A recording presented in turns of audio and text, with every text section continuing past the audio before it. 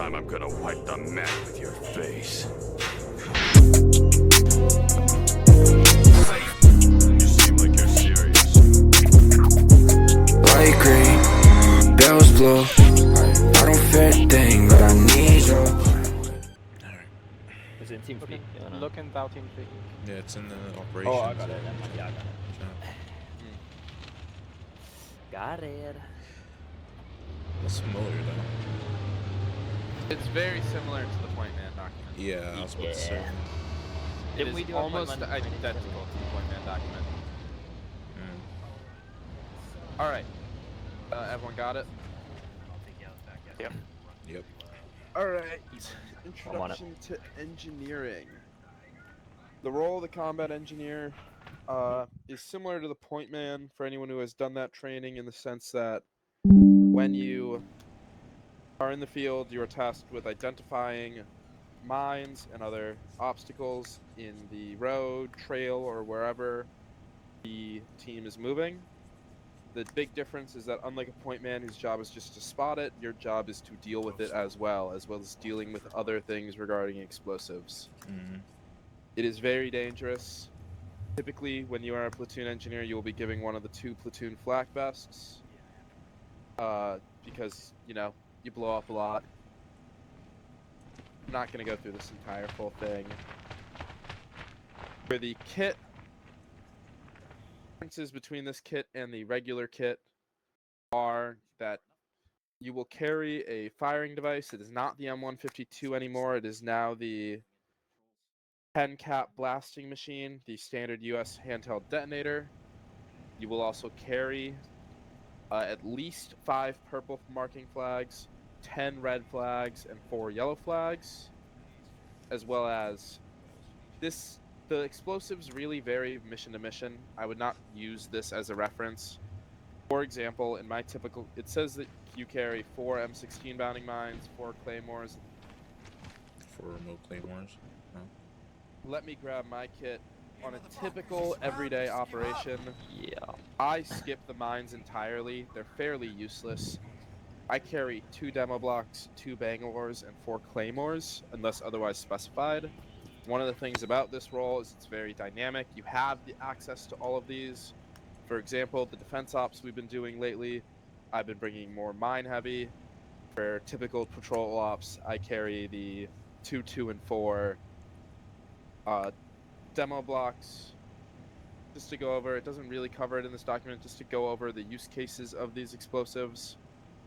Bangalores are fantastic for clearing obstacles and debris, except for trees. Demo blocks are exceptionally useful for trees. You use 2 per tree, and you can take down any tree. Just be aware, you might get rid of the tree, but I'll show it in a bit, but what's going to happen is you end up with a big stump, sometimes bigger than the tree itself because of texturing things, as well as a big fallen tree. So use it with caution, especially near positions. And the blasts always go farther than you think they will. And then claymores are just standard anti-personnel mines. These are not the claymores that go off automatically from proximity. We only have access to the ones that go off by clacking them. So keep that in mind. Make sure if you place them, your squad leader or platoon leader or whoever is in charge of that area knows where you place them and knows what codes they each are, so that way they can easily tell you which ones to blow up in a defensive position. And now, follow me. We're going to head over to the field, where we are going to go through mines, ours and theirs.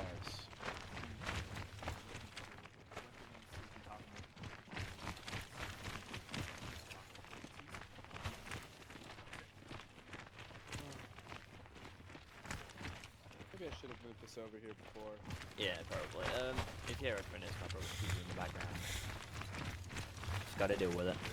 Yeah. Could also use push to talk. For base solution. Talks the radio as well, so yeah. You could rebind it. Oh, but I don't really want to. Too much effort, man. Genuinely. Alright, so if you've done the Pointman training, this is going to be very similar, but I'm going to go through them all again, especially the common ones we see. We are going to be walking through the mines that we will encounter in the field and the best way to dispose of them. Unlike the Pointman, engineers carry a defusal kit, meaning that we can as well as explosives, meaning that we can deal with any things that the Pointman or other people find in the field. So, come over here.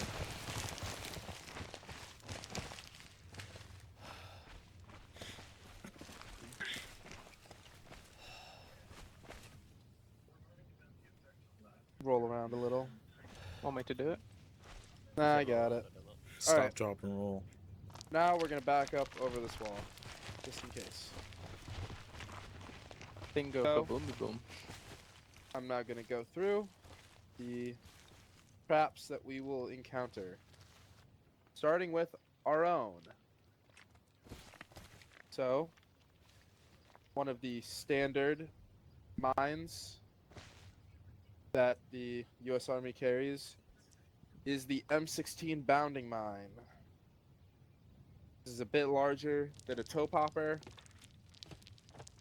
You can see, except not really. You might see right in the middle of that clear section a little three-prong device sticking up. That is an M16 bounding mine. It has a 1 meter detonation range, but if you encounter them, you are to hold the squad with caution and then slowly crawl up to it. Frankly, I would not trust that. Anything with a proximity detection is very finicky. I would just mark off the area and avoid it. There's no way Next. you're seeing this shit, by the way. Yeah. I mean, Look at the, look at it now. Next up is the M14, which let me do this on the road behind us. It might be a little bit easier to see. When I did my Pointman training, yeah, that's where Mihai this did is it. where I did it, actually. Yeah, Like, Mihai did it on this bit. Yeah, alright, so we'll do it see here him. then. Alright, so if you look on the road, You can disable the simulation, don't want them to blow up. yeah, I don't know how to do that. You just you- click on it Uh, twice. Double Yeah, click. clicking it twice and yeah, enable or disable simulation. Alright, so this is the M16 again. You can see right Oh, in yeah, front of it. see Oh, it a where little the bit. fuck is it? right On there. the left. I can see it. Yep. Right there. You can see the distinctive three-prong sticking You up, guys need binoculars. indicative of the mine. For the M14, you can see in the exact same spot, if you look at the exact same spot again, you see a little disc coming out of the ground. That is all the toe popper shows. This is a pressure plate. You want to crawl up to it once again and defuse it. However, explosive removal is likely your best bet. If someone has an M79 or an AT4, that's the best way to get rid of them. Crawling up to these is very sketchy, even if they won't kill you when they go off. And then we have the big boy, the M15 anti-tank mine. Jesus. This is a I can't- pressure I can't plate. see it. Oh, It has a large explosive radius. If you're going to detonate it, keep in mind this thing will explode and Did they all destroy just keep anything. them going under the floor? What? They keep them like phasing. he said concrete. they keep going under the floor. Yeah, they're phasing in with the concrete. No, this is them in their set position. Oh. So this one has a 10-meter explosive radius. If there are any vehicles, keep them clear. This one is fairly easier to defuse because of the fact that it is a vehicle mine. Next up, we have the M112 breaching charge. This is a timer or trigger explosive. You can disarm it as normal. If there is a trigger man, make sure you delete that. Just kill them. Otherwise, you can just walk up and defuse it. This is a fairly large explosive with a blast radius of 15 to 20 meters. So this will wipe out a structure, an entire fire team. We then have the Satchel charge. We've been dealing with these decent amount. This is not like the thrown one, but this one is on a timer or a trigger. This is a blast radius of 20 to 25 meters. If you are sure that you have eliminated the trigger man, you can crawl up and defuse it as normal with no risk, as it is not a proximity. And then we just have the standard claymore. We're all familiar with these. We use them in defensive positions. They're easy to use. You can defuse them after the fact and pick them back up. We then have the, finally, we have the Bangalore. This is very useful for clearing areas, especially of enemy, if they say they have barbed wire or any defensive position, you can plant one of these to detonate that area. It does not work great against trees, we have found, even though it is a substantially larger explosive than the breaching charge. It doesn't do as well for some reason. It's really stupid. So these are mines that you will mostly be placing as an engineer, not necessarily defusing unless we encounter unexploded objects or old friendly minefield. When you place one of these mines, ensure that you mark them somewhere nearby with a yellow flag to be indicative of a friendly explosive in the area. Unless you are establishing a full-on minefield, which if we are doing that, we will get into that later. So now we get into the bad guys, the bad guy mines. Yay! Starting off, we have their equivalent to the M15. Why can't we see it? I can see it slightly. Yeah, this is Yeah, I the see it a little bit. TM57 anti-tank mine. This is a pressure plate anti-tank mine. So you can crawl up and defuse it fairly easily, but when you see one, you will hold the convoy or squad, approach carefully and disarm it. You will then want to pick it up or throw it off the side of the road so that they can't just come in and restart it as soon as you leave the area. We then have mine number 8. This is a large anti-personal mine. It is a pressure plate. If you encounter it, you will hold the squad back up to at least 10 meters, more likely 15 to 20, with your squad holding security. You can then approach it in a prone position, make sure your weapon is on your back, slowly approach it until you get the defuse option. You can also shoot this one without explosives and it will detonate. That is another option. It is probably the preferred option, unless it is out of the way. If it is too far out of the way, mark it and keep going.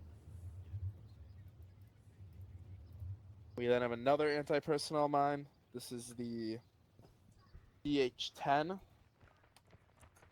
This is a trigger or proximity mine. So this mine can either be triggered by somebody with a clacker or by getting too close to it. This one cannot be destroyed by shooting, but the dealing with this mine is similar to the mine number 8. You will back your squad at least 10 meters away, have them hold security while you crawl up and defuse it. The trigger is directional, so if you can approach it from the side or the back, that will establish it won't go off in your face because it is only triggered from the front, the side with the extended base plate, if you see that there.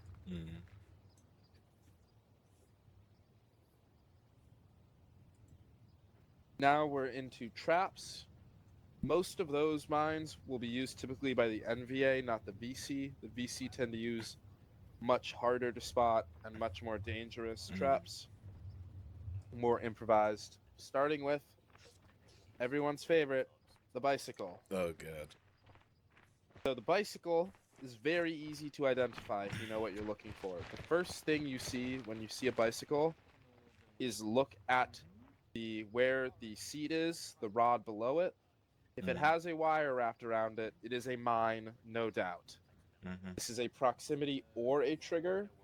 You will want to hold the squad the second you see a bicycle, use your binoculars and identify whether it's a mine or not. Then approach. and plant an explosive. You do not want to try and defuse these.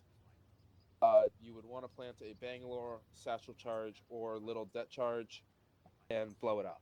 It is the quickest and safest way to deal with it, especially with the Bangalore or something that you can stay a bit further away in the event that it's proximity. So you can't like throw a grenade at it, basically. I wouldn't. It won't do enough to really set it off. All right. An AT4 does do the trick, but typically these are in civilian areas, so you're going to want to move up anyway. Mm-hmm. Get your squad to clear the area around it before you do any detonation. Next up, the single scariest trap in the game. Oh god. We have tree. Very small, blends in very easily with the surrounding area. The smallest things can be dangerous. This thing will detonate with at least a 15 to 20 millimeter explosive radius, basically wiping out an entire squad, even in a column with okay spacing. Millimeter? Meter. I don't know. I'm thinking of millimeters lately, but you will also notice a whistling sound if you end up getting close to it. But frankly, if you hear that whistling sound, it might be too late and you're already dead. Mm-hmm. They can be diffused manually. This is not recommended. If you can approach and get within 10-15 meters with a Bangalore and set that off, it does the trick. However, I would recommend if you see one of these, mark the area very heavily and avoid it entirely. You do not want to mess with this one. This one is a killer. We then have the F1 can grenade trap. This is a tripwire trap that comes in either the 2 or the 4 meter variants. This is an anti-personnel. Essentially, there's a little F1 grenade in that trap that will detonate once you step across it. For these, hold the squad at least 10 to 15 meters away. Tripwires are very easy to defuse. Put your weapon on your back and approach slowly. You need to find the exact middle of the cable as you approach it. And if you have a defusal kit and Ace Interact at the middle of the cable, you will get a defuse option.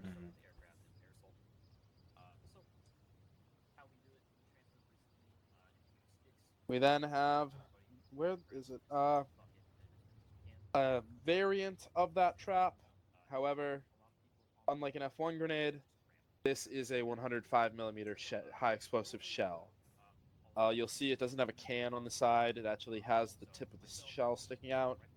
You defuse this one the exact same way as similar traps of that are tripwires. You go to the middle and you snip it with your defusal kit, and it will make sure that it is no longer usable.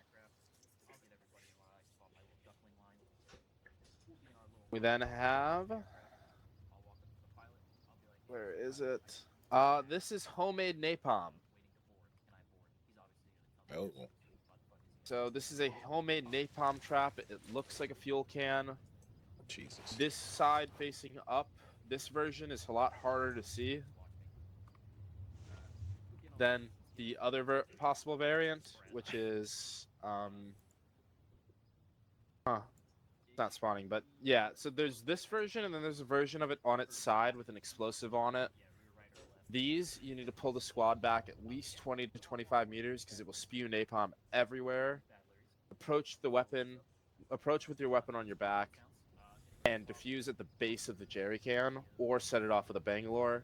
Keep in mind though that this trap is either trigger or proximity, so be very careful when you approach it. It's honestly better to avoid these ones unless you're sure that you've killed the trigger man nearby, because otherwise you can approach it thinking it's a proximity, you get close and a trigger man blows it up. We then trying to find it, but I can't. Oh, here we have the M16 tripwire. This is a tripwire with a US M16 mine linked to it. Same thing as the other tripwires. Crawl to the center and Ace Interact with the defusal kit. Then we have a really fun one. This is the roulette wheel trap, distinguished by the tall bush on one side. this is essentially a tripwire trap where instead of just setting off an explosive, this will fling 9 RGD-5s in random directions to explode in a couple seconds. So if you cross this one, you're going to have 9 grenades literally surrounding you within seconds that you're not going to be able to do anything about. You defuse it the same way. However, unlike other tripwire traps, you want to back the squad up at least 20 to 25 meters because otherwise they will be caught in the blast if you set it off.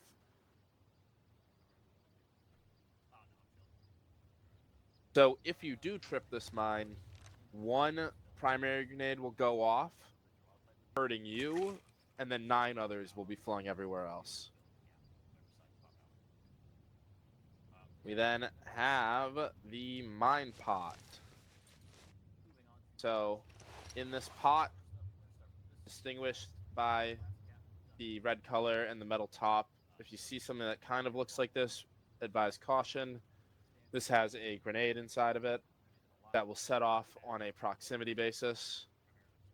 You want to engage these ones with your primary weapon. If you shoot it, it will blow up. You do not want to get close to these, and make sure you and your squad are back at least 10 to 15 meters. We then have a punji trap. These are hard to spot, especially with the recent changes in the not allowing you to turn off your grass anymore. They are distinguishable by the leaves. It's a combination of fern and these smaller leaves. They're going to be really hard to spot. Just look for anything that looks out of place. And most of the textures on the ground don't look like this, so you should be able to spot it just by looking for odd shadows in the grass. On your right is the small one. On the left is the big one. The big one is more distinguished by that darker color leaf at the front that you can typically spot out in the grass. For these ones, you want to approach them prone with your weapon on your back until you get the defuse icon and ace interact.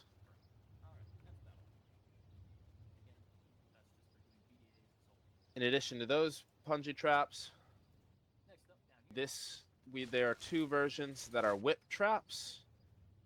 So these, when triggered by proximity and tripwire, will whip around and slam into you.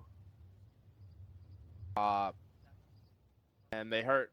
The tripwires on these ones are diffused in the identical ways to the other tripwire traps we've seen. Crawl to the middle and diffuse. Except for the larger one on the left. That one cannot be diffused this way, unlike other tripwires. For this one, mark the area with red X's, withdraw, go around it, and place down red flag markers around the area. These are very hard to defuse. They have a weird hitbox, and you really want to be careful with it. If you think you can, and it's a safe area with no one around, you can approach it at a diagonal to see if you can get access to that post in the middle and see if you can deal with it. Because even then, if you set it off, it typically won't hurt you. It'll just whip around you. And then our final trap that we will discuss, that is going to be the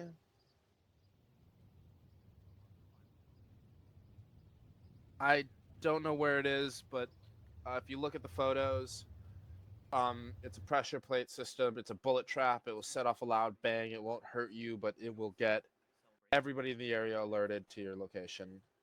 That is similar to these tripwire traps, which have an M49 flare on them. We use these as setting locations if we want to make sure we can check if people are coming through an area or not. The only other thing which they almost never use, but does exist that you want to be careful for, is the Mark 36 destructor mine. This is a big boy unexploded ordnance. It does have a proximity fuse. You will want to be very careful and avoid these. They give off a very big explosion. I feel like we've been running into those a little bit more recently. As we all know, we shoot them with a law when everybody's close to it. Exactly. I've been there. It's fucking annoying. Don't let us recall that. Jesus. All right. So when you encounter a mine, I talked about the steps for defusing. That follows HOAD, HOAD. The first step when you encounter a mine is to hold. Call a hold for your squad. You have authority in these situations. Hold the squad unless you're under like heavy fire in a really bad spot. Typically, call the hold. Make sure everyone finds cover without going too close to the mine. Observe. You want to check your environment before you do anything. Make sure if you're not under fire, if you're in a safe location, if you don't think there's an ambush. You will then assess the best course of action. So follow what was said about the different mines, which ones you should avoid, which ones you can defuse, and how to defuse it. And then defuse, dispose, or disregard. I'm adding disregard. You can defuse it, dispose of it, or if it's a mine that you want to stay far the fuck away from and not deal with without hampering the squad, you will mark the area, make sure that nobody's around, mark the area with red so it's clear that people do not step within the point of engagement of the mine and explode, and then leave. When you encounter a minefield, this is something that multiple engineers will deal with at the same time. You will gather everybody and advance in a battle line. This is your breach. So you will be using a tool we'll talk about later, a mine detector. Sweep the area in a battle line, keeping at least 5 to 10 meters of spacing between each engineer so that when one hits a mine, you don't all die. And as you advance, you will draw lines and arrows and mark with blue flags the safe corridor. This is the corridor that all the other troops will get into a column right in the middle of that corridor and advance through.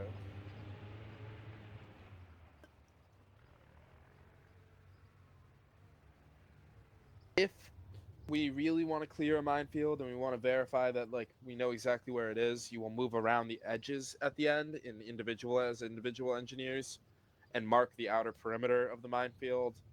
However, that's only if we have enough time and it's an area we're going to be frequenting often, so we want to make sure that it's marked.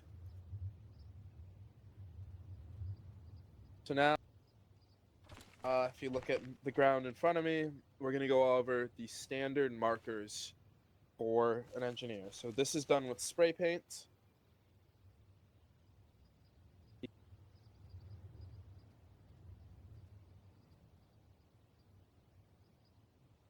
An X indicates a mine. You will mark these around the area with a mine or next to it if it's like you can get close to it like a tripwire. Once you defuse the mine, you will look right at the center of the X and tag it with a square. That indicates that the mine has been defused. If the mine is going to be dealt with a controlled detonation, you will do a circle around the mine. You can also, instead of using the X while the mine is still active, we carry flags for a reason. We will place a red marker flag. Red always indicates enemy mines. So the other option for marking it, if it's you're marking like a safe route or some area you want people to be moving through safely, rather than just defusing a mine on the side, instead of using the square around the X, you will use a blue circle. That's just to indicate for people walking along a trail that if they step over that mine or near where the mine originally was marked, that it's been defused and it's safe to walk in that area. Blue always means safe. When we're marking a safe route, you can mark the edges with a blue marker. I don't have any on me, but you can mark the edges with a blue marker. Or if you're walking on a trail, use arrows to indicate where people should walk. Space them out every couple meters as long as it's safe so that people follow along the blue markers. If we hit the end of a route and we decide that this isn't good enough, we will do a blue cross and a diamond. So say if we're clearing a minefield and we decide that this route just doesn't work anymore, it's too dangerous, you will put this symbol on the ground to indicate to anyone walking through to stop. Immediately turn around and go back the way you came. And finally, if you're placing friendly mines and you're not marking out a minefield, if you're placing a minefield you should do the arrows and mark out like a safe corridor. If you're placing claymores relatively close to the claymores, place a marker for a yellow flag. Indicate to your commanding officers or yourself where the claymore is. You're going to lose it in the brush. This helps you go with a visual reference for where the claymore is when you detonate it, as well as giving your friendlies an idea of don't be in that area because there's a friendly explosive that might be about to go off. Now let's walk over to this arsenal and we will grab defusal kits, and we're just going to practice. Everyone's going to defuse a tripwire mine.